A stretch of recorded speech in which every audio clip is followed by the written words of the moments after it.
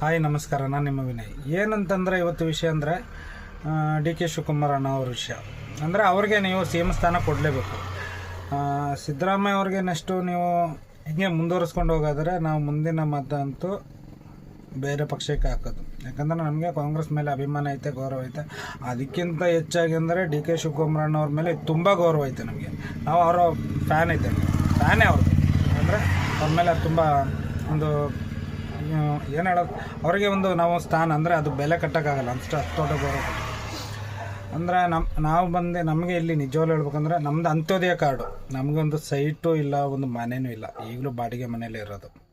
ಅಂದರೆ ತುಂಬ ಕಷ್ಟದಲ್ಲಿ ಜೀವನ ಮಾಡ್ತೀವಿ.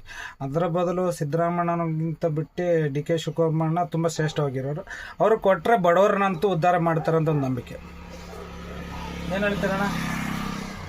ಅಣ್ಣ ಏನು ಮಾತಾಡ್ತಿಲ್ಲ, ಅಣ್ಣಂಗೆ ಏನೋ ಪಕ್ಷದಲ್ಲಿ ಇಲ್ಲ ಅವರು. ಎಲ್ಲರೂ ಬೆಂಬಲ ಕೊಡಿ, ಡಿ ಕೆ ಶಿವಕುಮಾರ್ ಅಣ್ಣನ ಇದು ಸಿ ಎಮ್ ಸ್ಥಾನ ಕೊಡಬೇಕು ಅಂತ. ಜೈ ಹಿಂದ್.